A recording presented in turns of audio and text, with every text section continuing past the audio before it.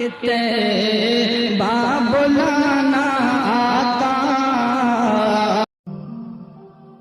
علیکم ورحمۃ اللہ تعالی وبرکاتہ۔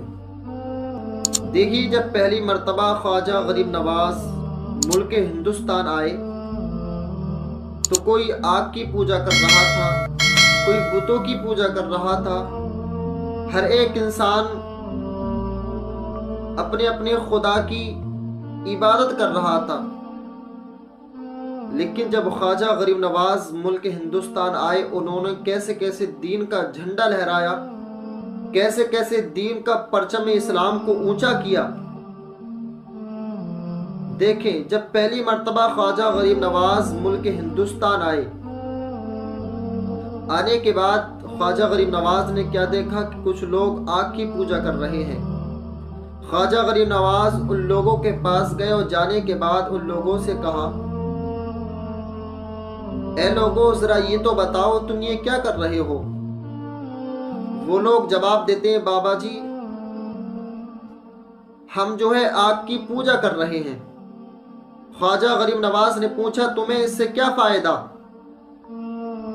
وہ لوگ کہتے ہیں کہ ہم اس آگ کی پوجا اس لیے کر رہے ہیں تاکہ ہمیں اس آگ سے کوئی نقصان نہ پہنچے، جب ہم مر جائیں تو مرنے کے بعد یہ آگ ہمیں نہ جلائے۔ خواجہ غریب نواز نے پوچھا، تمہیں کتنا ٹائم ہو گیا؟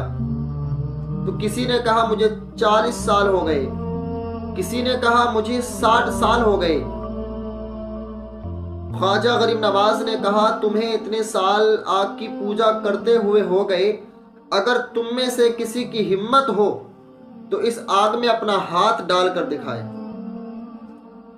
جب خواجہ غریب نواز نے اتنا کہا، کسی کی ہمت نہ ہوئی کہ جو آگ میں ہاتھ ڈال دیتا، تو خواجہ غریب نواز نے کہا، مجھے جلانا تو دور کی بات، میری جو پیر کی جوتی ہے اگر یہ آگ اس کو جلا دے گی تو میں بھی تمہارے ساتھ پوجا کرنے لگ جاؤں گا۔ اتنا سننا تھا مسلمانوں، خواجہ غریب نواز نے اپنی جوتی کو اتارا، اتارنے کے بعد جب آگ میں ڈالا تو آگ صرف بجھی نہیں بلکہ جہاں پر وہ جوتی گری وہاں پر وہ آگ گلزار بن گئی۔ سبحان اللہ، وہ آگ پھول بن گئی۔ جب سبھی نے یہ منظر دیکھا تو کچھ لوگ کہنے لگے کہ بابا جی آپ تو بہت ٹائم سے آگ کی پوجا کر رہے ہوں گے۔ تو سنیں خواجہ غریب نواز نے کیا جواب دیا، میں اس آگ کی پوجا نہیں کرتا بلکہ میں تو اس کی عبادت کرتا ہوں جس کے قبضہ قدرت میں یہ سارا جہان ہے، جس نے اس ساری کائنات کو پیدا کیا، میں تو اس کی عبادت کرتا ہوں۔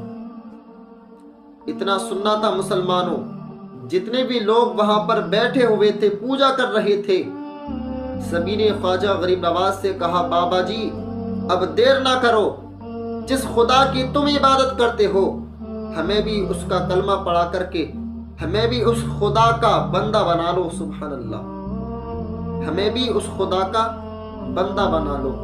دیکھیے، خواجہ غریب نواز نے ملک ہندوستان آ کر کے اپنی کرامتیں دکھائیں اور لوگوں کو مسلمان کیا اور ان کو غلط راستوں سے ہٹا کر ان کو سیدھے راستے پر لے کر کے آئے۔ سنانے اپنی بربادی کے افسانے کہاں جاتے، تیرا در چھوڑ کر خواجہ یہ دیوانے کہاں جاتے، اور ہمیشہ بھیک ہم نے تیری چوکھٹ سے پائی ہے، ہمیشہ بھیک ہم نے تیری چوکھٹ سے پائی ہے، ہم اپنا دامن امید پھیلانے کہاں جاتے، ہم اپنا دامن امید پھیلانے کہاں جاتے، اور اپنے ہاتھوں سے تراشے ہوئے پتھر کے صنم، اپنے ہاتھوں سے تراشے ہوئے پتھر کے صنم آج وہ مندر میں بھگوان بنے بیٹھے ہیں۔ دیکھیے، خواجہ غریب نواز نے ملک ہندوستان میں آ کر کے کفر کرنے والوں کو، بتوں کی پوجا کرنے والوں کو، آگ کی پوجا کرنے والوں کو ملک ہندوستان آ کر کے ان کو مسلمان بنایا، پھر نبی کا امتی بنایا۔ بہت بڑا احسان ہے خواجہ غریب نواز کا۔ تو ہم خواجہ غریب نواز کے ماننے والے ہیں۔ اللہ تعالی ہم تمام کو خواجہ غریب نواز سے محبت کرنے کی توفیق عطا فرمائے، ان کے نقش قدم پر چلنے کی توفیق عطا فرمائے۔